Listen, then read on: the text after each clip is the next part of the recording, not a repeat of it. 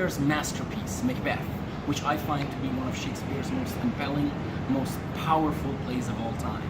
You have the story of a Scottish general who fights for power. It's the story of all of us. We have the odd choice of remaining either in the shadows or to fight for power. And we have no idea where that power-craving thirst takes us. Because you can see at the very beginning of the play, the three witches give Macbeth a prophecy of him becoming the next Thane and the next King of Scotland, and that prophecy just creates his whole idea of his success. He believes that the kingdom is in his grasp, that he needs to reach the kingdom by any means necessary, even if it means killing King Duncan, killing his best friend Banquo, and slaughtering Macduff's family. He doesn't stop. And you have to understand something, because the character of Lady Macbeth is very important in this story. She's a supporting character. She's there to, at the same time, show us the character of Macbeth and the flaws in his character.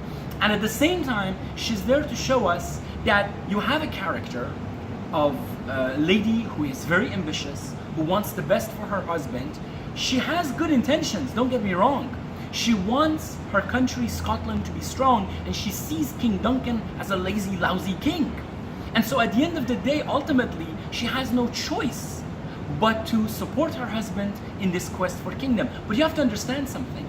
She has given to the demons the same way Macbeth has, the same way all of us might fall into our own ego, our own better half, trying to convince us that the only way to success is to walk over others. It's a very thin line that Shakespeare shows us, that we are in this awkward position of knowing whether we remain in the shadows and not do anything about our future, our destiny, or we take our destiny in our own hands and then go as far as crushing those who stand against us. Therefore, one of the main themes of Macbeth is about free will and destiny.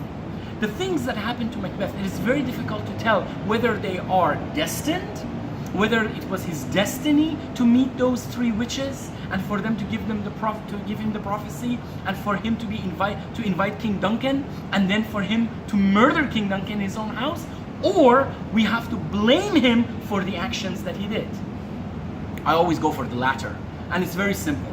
Because if you look at the character of Macbeth, Macbeth was prophesied that he was going to be a king. He deserved the kingdom. He was the cousin of King Duncan, but he was never given the rightful privileges that he should have been given. But at the same time, you have to understand something. He made the conscious effort. He made that choice to invite King Duncan to his household and then to have him murdered. No one pushed him to do that. He made that choice himself. Of course, Lady Macbeth was there to encourage him, but the ultimate choice was made by Macbeth. And this is what Shakespeare wants to show us, that the choices that we make shape our future.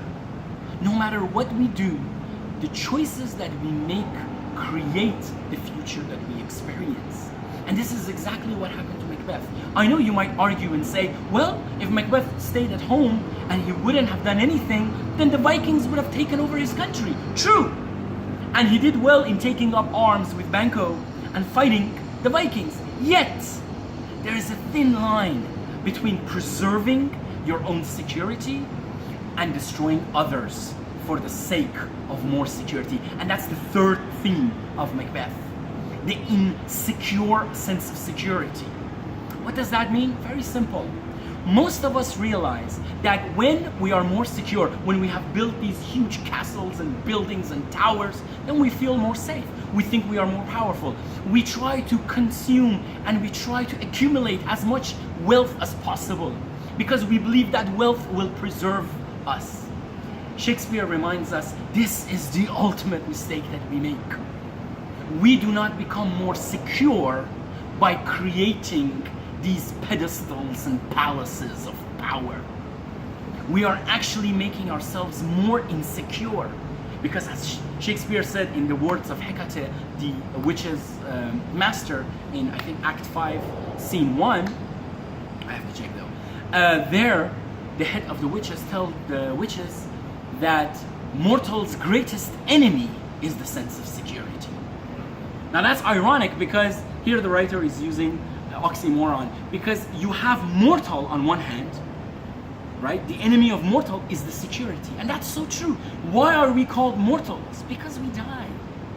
I know it's a sad truth, but it's a fact that we have to accept. We are not going to be here forever. And so any idea that would preserve our power and wealth and being forever is futile. It's absurd to think that creating these castles would make us more secure. We are going to leave this world sooner or later. Success is not about building strong castles. It's about living on the edge.